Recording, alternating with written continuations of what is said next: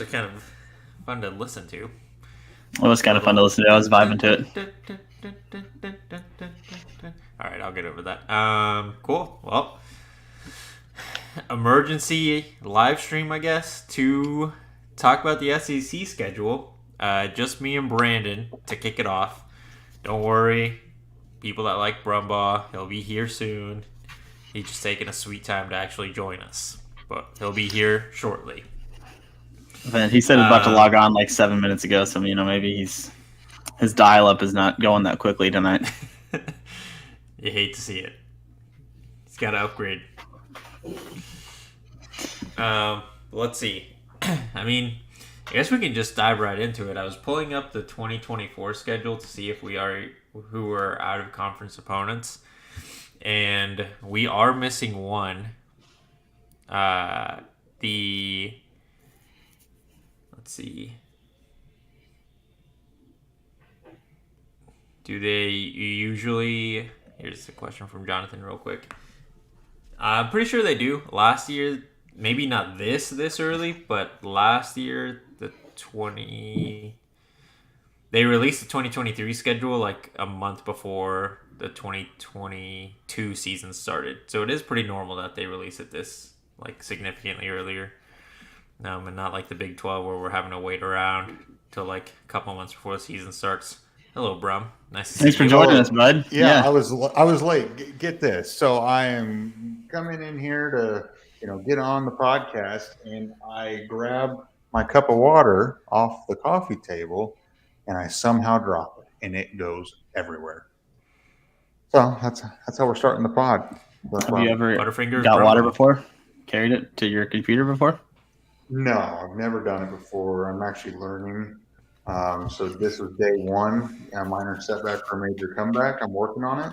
I'm gonna make it happen. So the two out of conference teams that we have for 2024 before we get into the SEC stuff of it are Temple and Tulane. I believe that they're still working on scheduling the third one because there was supposed to be it was the Tennessee home and home that was previously scheduled and then had to get canceled, if I remember. So there will be more added, but we've got 10 games on the books for 2024. We can start with the questions and then we'll go into the schedule if that's cool with you guys, because we've already gotten one from Jonathan. Here's one from Chaos Plays. What's your take on the schedule and what does OU get for non-conference? I'll just answer the non-conference one. I guess, what's your take on the schedules? Brum, you want to start? Yeah, really, initially, when you look at that schedule that Oklahoma did get, it's a tough slate.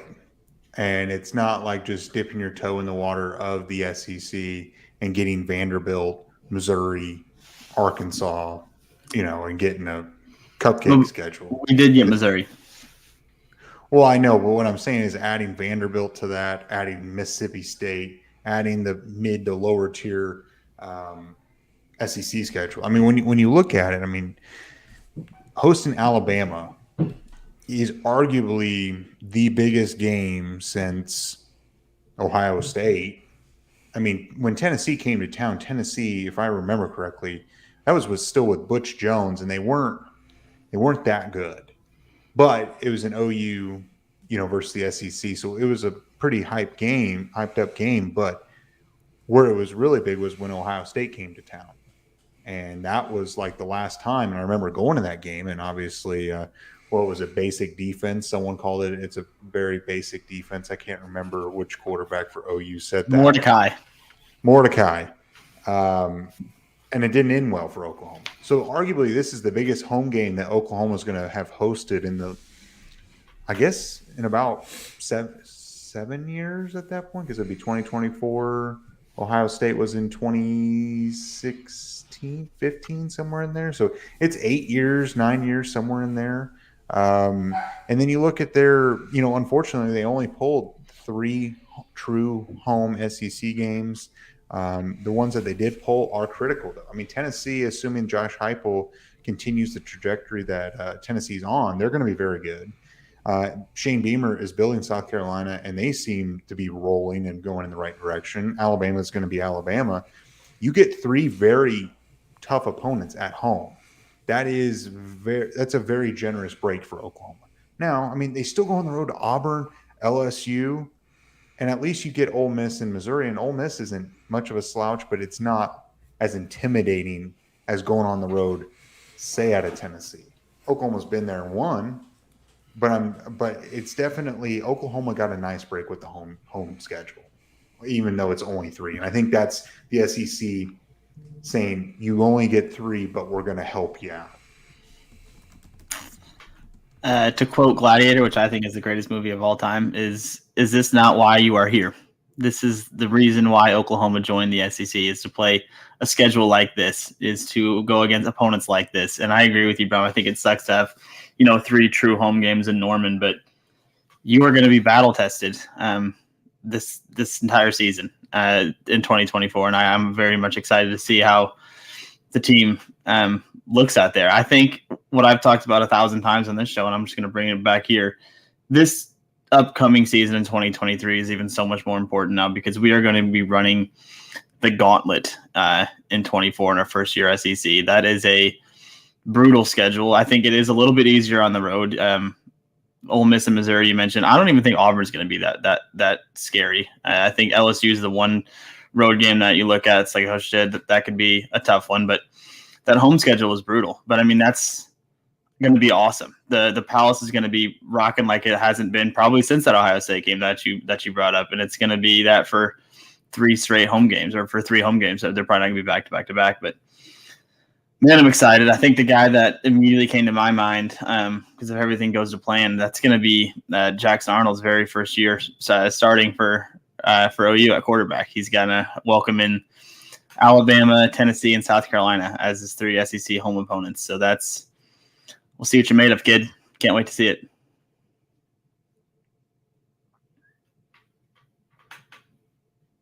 How's your muted? There we go. My bad. The Alabama stuff, I think I agree with you guys. It'll be a fun environment at the Palace. I think the one bright spot there is that Alabama hasn't been the best road team. Last year, they had a lot of struggles. So as long as fans show up, they'll be just fine. Oh, and they're good, I guess. You can't just expect to compete against Bama if you're not making plays on the football.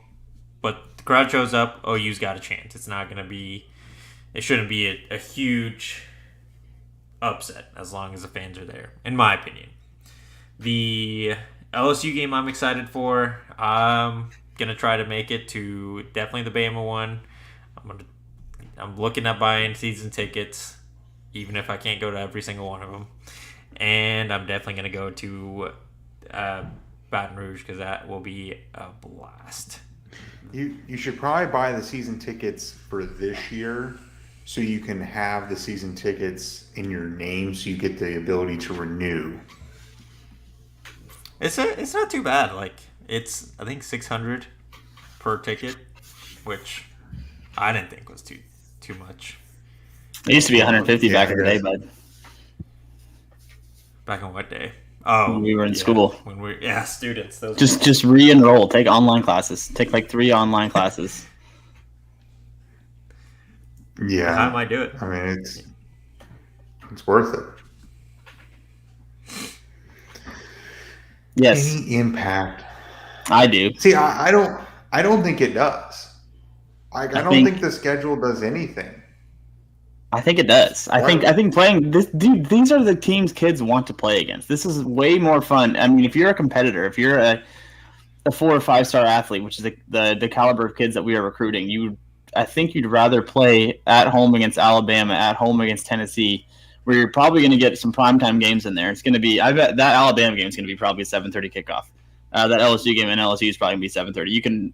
That Tennessee game is probably going to be they're not going to be these 11 a.m. kickoffs anymore. You're not playing Kansas State. No offense to Kansas State, they are a thorn in our side. They're a good program, but if you're an elite level athlete and you're trying to play this game, you want to play Alabama under the lights instead of Kansas State at 11 a.m. It's a fact. So I think that is going to help us. again, but I go back to this upcoming season because if Oklahoma lays another egg and they go 6-6, 6-7, whatever, and these kids see the schedule that's upcoming, they're going to be like, these dudes are going to go 0-12 next year, and then I think it hurts us. Then I think it's negative. I think it's beneficial to have this schedule because I think these are the games that kids are going to want to play in. But if you play horribly, then it's going to be negative. That's my take on this. Well, the thing is, I don't think the schedule really matters other than the fact that they know that they're playing in the SEC because, one, the 2024 kids are going to be coming in as a freshman for this schedule, and they most likely will not play. And then the 2025 season, you get Vanderbilt and you get basically the other half of the SEC, Florida, Kentucky, Mississippi State, Georgia. Yeah, I mean, you're going to get good marquee games in the SEC no matter what. So I don't think that hosting Alabama at home is a reason why someone would commit because eventually you knew you would play them at home.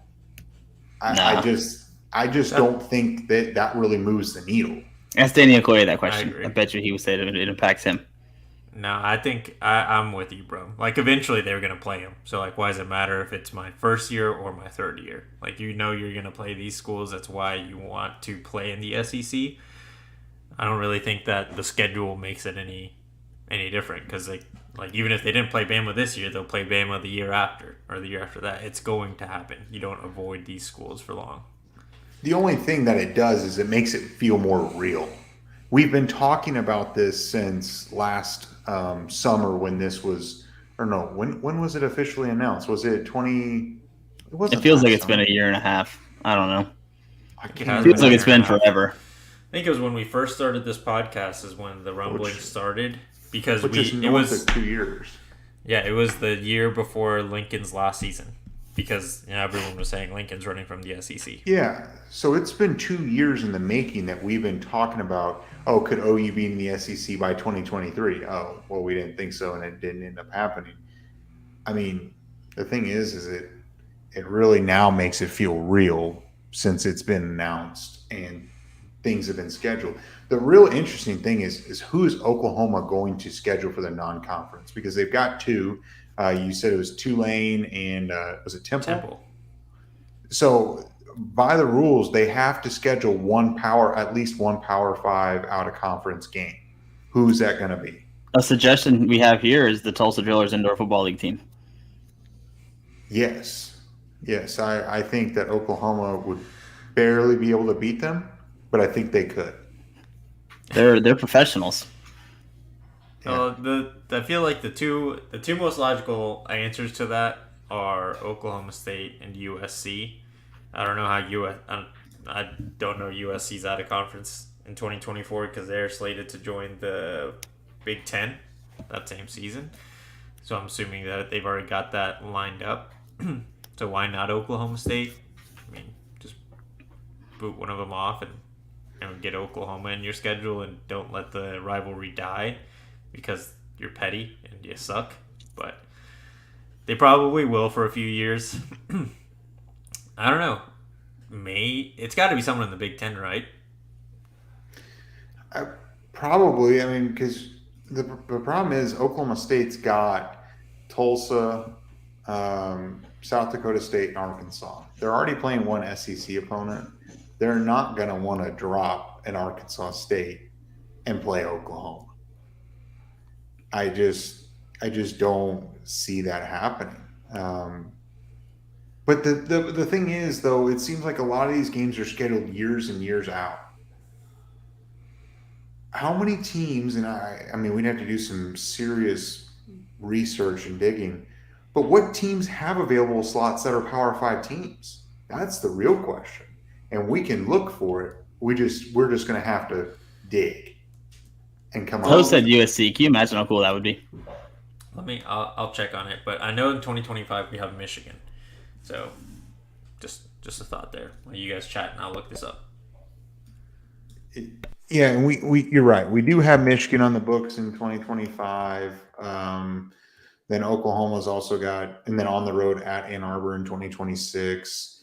And and then it kind of drops off a little bit, and you got SMU, San Diego State in 27. Really, the next big one would be Nebraska in 29 and 30. So it's just the big thing is what teams have available slots. And I'm curious also to see about the scheduling, because a lot of things in this schedule, the way the opponents laid out for Oklahoma and honestly the SEC in general, Oklahoma could do really well against the schedule or against these teams as long as the schedule is not brutal. Because could you imagine having back-to-back road game, or having the Cotton Bowl, then going on the road to LSU, and then go and being home against Alabama? That's a gauntlet stretch. But the thing is, that's insane. But if you can have it where you're going to Texas and then you're hosting South Carolina, and you're going on the road at Missouri, and then host Alabama, that's better. It's just a matter of, are they going to do us a solid or not? No, I think it was Gabe Eichert who said it on if you guys watch the ESPN Plus show, whatever, the schedule release. He was like, I bet you they give us Alabama game one, and I guarantee that's what it's going to be. That's going to be like, welcome to the SEC, and they gave it to us at home at least, which is fun, and that's a great welcome for the team and the fans to the SEC. But dude, I mean, and honestly, I kind of hope that is what it is. I hope they play whatever Temple week 1, and then their first SEC game is just Alabama under the lights. That would be so fun. And then what's going to be interesting, since it's going to be an 8-game conference schedule, which Oklahoma, hasn't played in a long time. Does Oklahoma get the benefit that we always gave Alabama and Georgia a hard time about for that mid-November non-conference game? Does the schedule fall that way, where it's 1 week in November and we get to play, I don't know, the Citadel? I mean, that sounds awesome. We used to make fun of that game so hard. Now we're going to be like, can't wait to play the Citadel week 9 or whatever it is. Maybe bye week. It's going to be fantastic. And now we're going to be like, damn, well, we kind of, the bye week's almost, it's kind of well earned here after you've gone through freaking Bama and Tennessee and LSU. Like, it's okay. Throw the Citadel in there. That's a nice little break in the action. It is a nice break, and it's just really going to be interesting how the SEC breaks this down. I mean, obviously, the first three weeks are going to be your out of comp. Well, I mean, not obviously. I mean, there is some games that are early conference games, but most likely your 3 will be to start the season, and maybe Alabama is that game in late September before the Red River rivalry. I don't know. Jose, you got something? Maybe. Arizona State. They have an open slot. They only have 3 out of conference right now in 2024. So I looked up Notre Dame. They're packed. They're already playing someone, and they've got a full schedule. I looked up Clemson. They've got a full schedule. USC has a full schedule. Miami has a full schedule. Florida State that does as well. Pretty much Big Ten, ACC, and the SEC full schedules. I think you're gonna have to go to the Pac-12 for 2024. I don't think they've released their schedule, and they probably got more openings. What about Oregon? Oregon? Yeah, I was gonna bring that one up. I'll check on them in a little bit, but it seems like Pac-12 would be the more likely conference to play for the Power 5. Or Colorado could be fun too, yeah, with prime time. Penn State. Yeah, it's just, I honestly think what it could end up being, who the non-conference games are probably going to be the new. I haven't checked, but it could be the new Big 12 members. I feel like that. If I just click on BYU, I'm kind of looking. They've got 3 on the docket already for 24, so they're already full. The Bearcats are full. Well, maybe no one. I'm just thinking it's going to be hard for Oklahoma to fill, and not even just Oklahoma, but other schools in the SEC to fill this schedule out, unless you get some other programs to be able to give up and cancel one of their prior agreed upon meetings. It's going to be an interesting component. Can they find someone? I mean, they found SMU kind of to fill that Tennessee role for this year, and then in 27, so they were lucky to get SMU. They're going to kind of scramble a little bit. What about Hawaii? So we can go on a mini vacation like these recruits do. I think Hawaii Sounds would fun. actually be not as fun as you guys think it would be. The facilities are kind of shit, and the travel would suck for the players. I guess if they get a day, but Texas, I think, is the only one that's in the situation that Oklahoma Is it? compared Okay. to at least within the SEC, because both Texas and Oklahoma had to cancel any upcoming SEC home and homes for this schedule change. That's true. I think Tennessee did.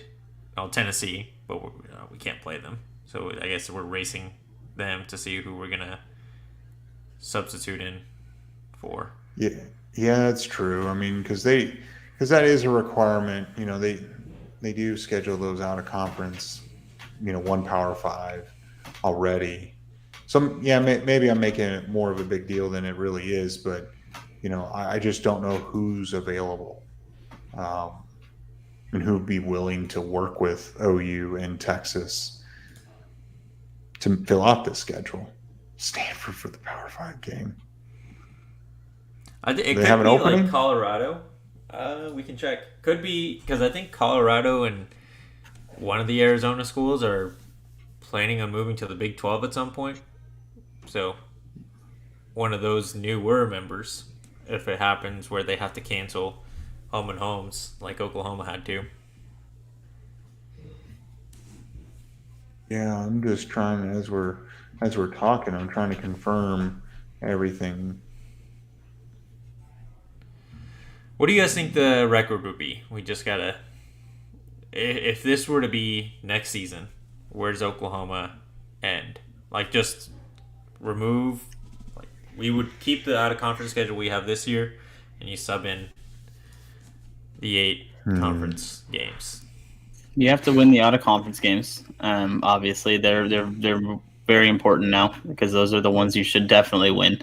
And looking at the initial SEC schedule, I think you have to go. I think you have to win 3 on the road at least. I don't expect this team to win the SEC in year 1, unfortunately. I think it's going to be a build-up. But, I mean, it's all dependent. I don't know. We'll see. If the team is rolling into the SEC, then maybe there's a chance. But I think I'd be happy with you win the out-of-conference games. You take 3 out of 4 on the road because I think that LSU road game is going to be tough. I think the other 3 are very winnable. And then if you can even take 2 of the 3 home games, so say you drop to Alabama, but you beat Tennessee and South Carolina, and then you beat Texas. That's a 9-3 season, and I think that is a doable season in year 1. In this schedule, and we're just assuming that Oklahoma schedules like another basically popcorn state out of conference, adding to the schedule. So I think they go 4-0 in this, you know, supposed schedule. They would go 4-0 in the out of conference. So there's 4 wins right there. Probably beat South Carolina, beat Auburn, beat Ole Miss, beat Missouri. I mean, they probably, worst case scenario, go 8-4, and then, you know, a couple things go their way. They could be 9-3, 10-2. So I think you're right in that same. I agree with you, being in that same area.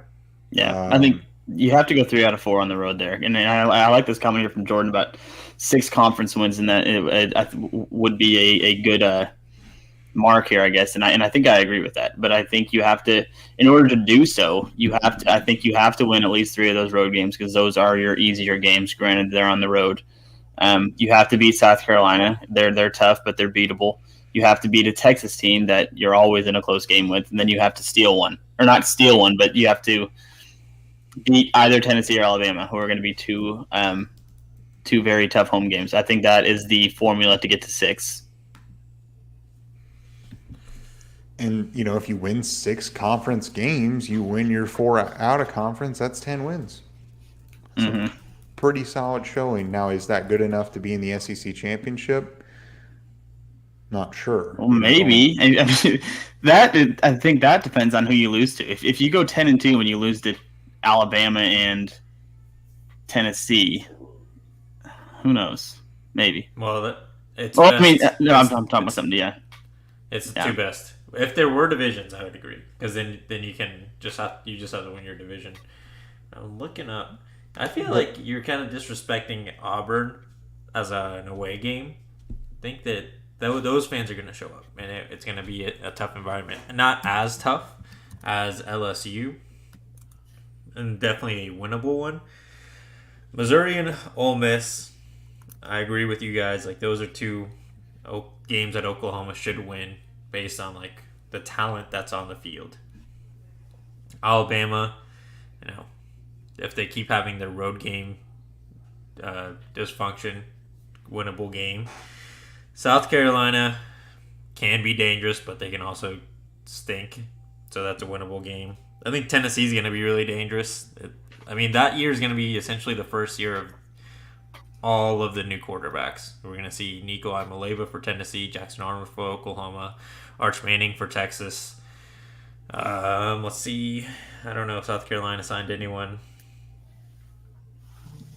But those, the three marquee quarterbacks from this last recruiting class will be playing that season. Luckily, one's for Oklahoma. We'll see who's the better one. Going back to your Auburn comment, I think the atmosphere will be there because the Auburn fans are good. I'm basing the Auburn game that you should win based on that they were not a very good football team last year. They weren't, and I don't think that they'll be very good this year. I don't think that their team is that good. So that's why Oklahoma has to win that one. Forget the environment. That's fair. We'll see. I don't know if you Freeze can turn that shit around. I don't know who can turn it around. It's kind of rough down there. That's what I'm saying. Yeah. I found a potential out-of-conference opponent for Oklahoma in 2024. So did I, and I think we're thinking of the same one because you fucking love this place for some reason. Hold on, guys. Shut up. We're gonna do like Step Brothers. We're gonna 1, 2, 3 say it at the same time. 1, All right. 2, 3 Houston. Yep. Oh, bro, I was a little late, but that is you guys have the same idea. Yeah. H-Town. I don't love that place. I was about to say, bro, you're a Houston guy? I'm not a Houston guy. You respect Houston so hard.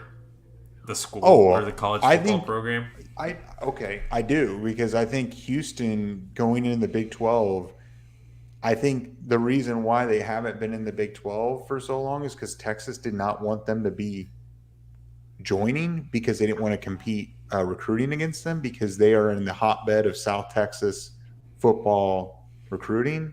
And since they're going to the SEC, it's no big deal. I think Dan Holgerson can build a decent program. I mean, they're not going to win, probably national championships, but they could become really good. I mean, they're not bad as it is, but now that they've at least got the Big 12 logo rather than, the American Athletic, they're going to be able to recruit at a high level. Not as high as, say Oklahoma, but I think Houston can be good. And that is true, Jimmy. The last time we went to Houston, we lost. Yeah, but the last time we played them in Houston, they had what's-his-face on the D-line. Ed Oliver, who was a pretty darn good college football player. He's not bad in the NFL, I guess, but he's not the same. He just got re-upped for a lot of money, so it can't be that bad. Yeah. So I am a believer in the Houston Cougars long-term, so yes, I am. Not you transfer. Hey, and who's another opponent that's available is TCU. They've got an open slot. I think Oklahoma's going back to the Big 12 for the out-of-conference. I don't think it's Oklahoma State. I think it's going to be Houston, TCU, and I'd have to do some more research. But I think those with open slots, and that would be good revenue games for them as well. And for Oklahoma's sake, I think going on the road to Houston would be great for recruiting. Go play in South Texas. Go play in front of those recruits and bring it to them. I mean, obviously you do a home and home or something like that, but you look at that to try to get into those recruiting hotbeds and you go get into A&M territory by having to deal with A&M. I mean, someone I'd be looking to schedule an out-of-conference series with would be Florida State. They're not available in 24. but I'd be looking at them in 2025. Go to Tallahassee. Go. I just that's just the type of thinking I've got. If you're gonna have to schedule one Power Five out of conference, go look at the geographic area where the best recruits are and go play in front of them. And that way, parents can send their kids to go play at Oklahoma, and they're making multiple trips to Florida or Texas every year. Home and home with Penn State would be really cool. I would love a home and home with Penn State. I would love to go watch a game at Penn State. Brandon, your heart would be torn. I think would Penn not be State torn. is like Mike Houston. I would be soonering up hard, but I do have a great respect for Penn State. But it's not Penn State football; it's really Penn State wrestling. I would love to go watch Penn State wrestling. But yeah, it'd be fun to watch an OU Penn State game too. I agree, and I would. Yeah. I would love to go to a Penn State whiteout game. Like, I know those are decided like the season, like that season, so you kind of hope and get lucky when you're buying and planning a trip. But yeah, a Penn State whiteout game is on the bucket list. Or Iowa. I think Iowa would be really fun too. I would like to participate in the wave and do all that stuff. I think Kinnick is pretty cool too. I think there's a lot of cool Big Ten stadiums that would be fun to visit. Yeah. I will. I'll go ahead. I was going to say, eventually, it seems like it's just going to be the SEC and the Big Ten. And the Big 12 is trying to keep up, but they're kind of taking the leftovers that no one really cares to bring on. They need to reach out to the ACC and get Clemson in Miami or something to stay relevant long term. If they get Clemson, they can stay somewhat relevant. Oh, they definitely would. But it's in the ACC stuff is interesting because they have to, like, 7 of them have to vote to leave to completely destroy the ACC so they can go their separate ways.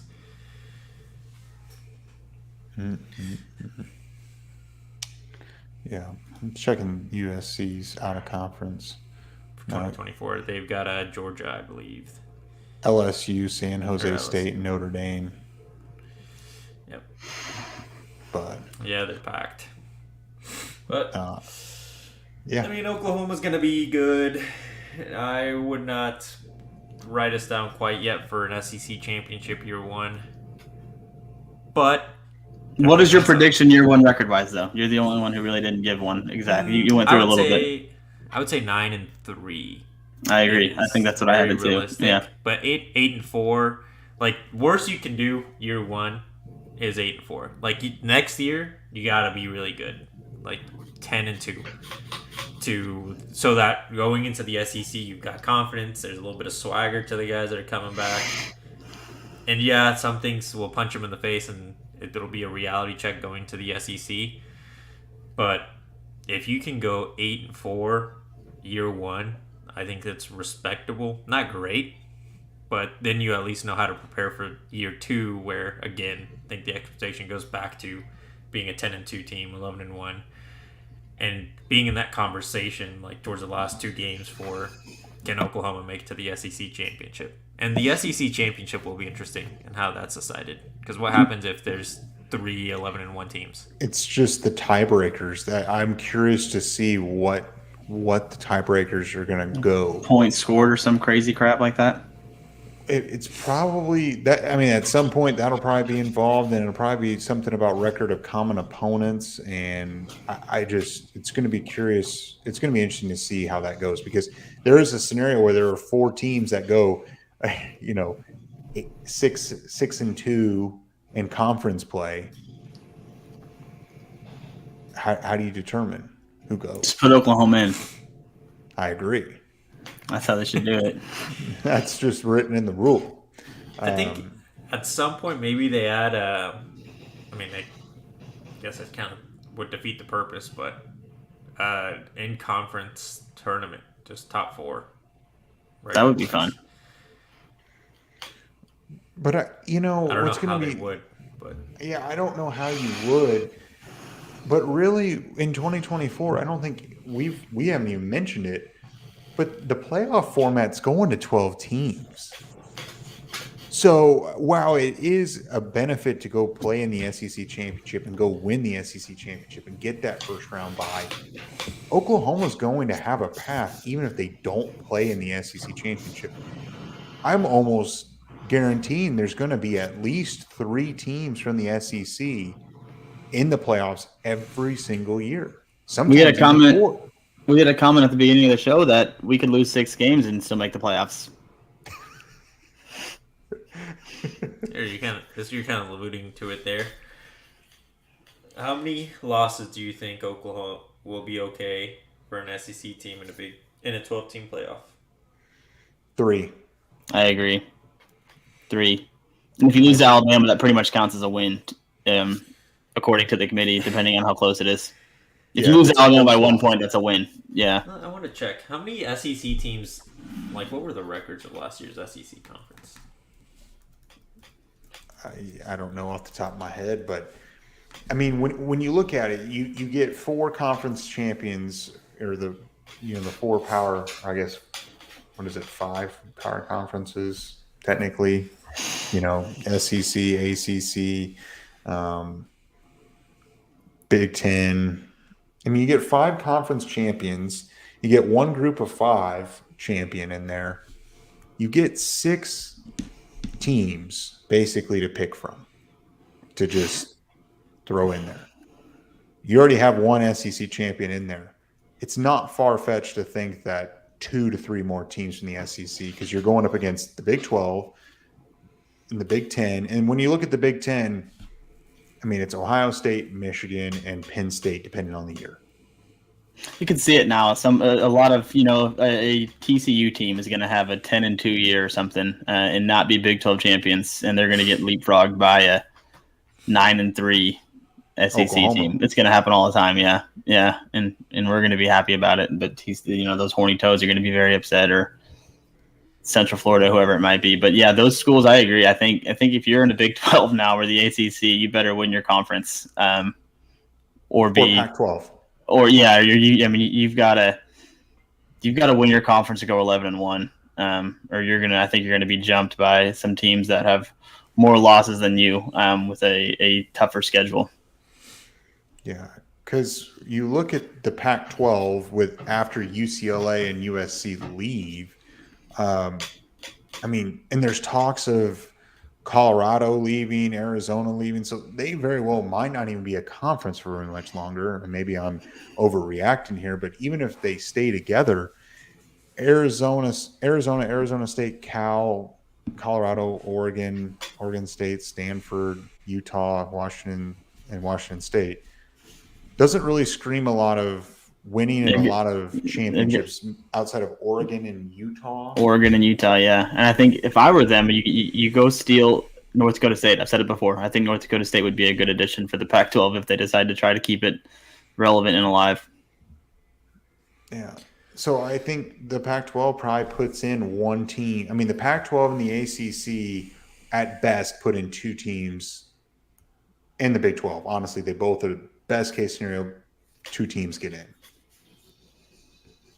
But most likely, only one of them is going to get a second team in. It's probably going to be 4, and then it's going to be a couple extra SEC teams and a couple extra Big Ten. It's going to be Michigan, Penn State. Do they have Wisconsin. To put a Big 12 champion in? Say you're 11-1 Big 10 champ or Big 12 champion, and your TCU, you have to get in. Is that what the new rules? Okay. Conference champs get in, if I remember correctly. Then seeding wise, it depends on their record.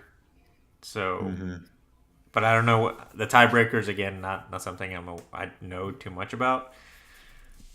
But it seems like every conference will at least have 2. SEC and Big Ten will have a minimum of 3. Yeah. So that puts, that's 12. Assuming that the ACC, Big 12, and Pac-12 stay alive. Yeah, and very well the Pac-12 could get gobbled up by the Big 12 and. Chaos. They have the top 4 seeds have a bye, if the Pac-12 gets gobbled up, that's going to open it up even more. I mean, it's going to be interesting. Does Oregon go as an independent, or can Oregon slide in the Big 12 or go to the Big 10? Because if Oregon somehow hits the escape hatch, that conference is fried. Well, if they if they move, they'd probably move to the Big Ten, and that also puts up Notre Dame potentially moving into a conference. Because that was like the biggest thing, right? When they were adding USC and UCLA, like it was almost put to a halt because they wanted Oregon and Notre Dame as well.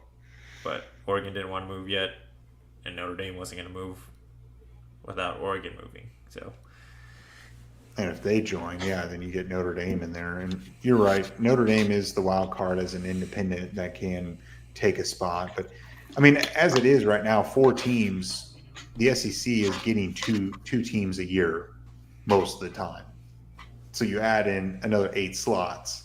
It's not far fetched to think the SEC gets a 3rd team in. Nope. some years a 4th. Yeah. And Like some this year, years a 4th. I think this year you could argue for 4 teams for the SEC. Georgia, obviously. Alabama, they had an argument to be in the 4th slot. Tennessee. Like, Tennessee could have been a playoff team if it wasn't for Hendon Hooker getting hurt. Probably deserved to at least, in a 12-team format, you put them in. And LSU, who won the SEC West last year. Yeah. Well, I agree. So we're going to get the benefit of the doubt now. Yes, we are. As long as That's you're why you good. go to the SEC. That part of it is exciting. That bodes well. We don't have to be quite as we don't have to be quite as perfect anymore to make the postseason. Yeah. 2 losses is okay. Mm-hmm. So, like Brahma said, maybe even 3. I think there's a world where three gets you in still. Depending on the year. Yeah. It's got to be a really good out-of-conference opponent. You can't lose 3 conference and make it, so I don't think. Yeah, you probably can't go 5-3 in your conference schedule. Now, if you're playing 9 conference games and you go 6-3, you could. Yeah, that's different. Maybe, but 5-3, probably not. Probably not. Well, anything else to add, boys, before we wrap it up? Can't wait. It's exciting, and this is what we wanted, and here we go. But now we got to focus on 2023. Yes, sir. Big 2023 year ahead of us. Yep. So that's all I've got. All right. Well, appreciate you guys watching. We will see you Tuesday.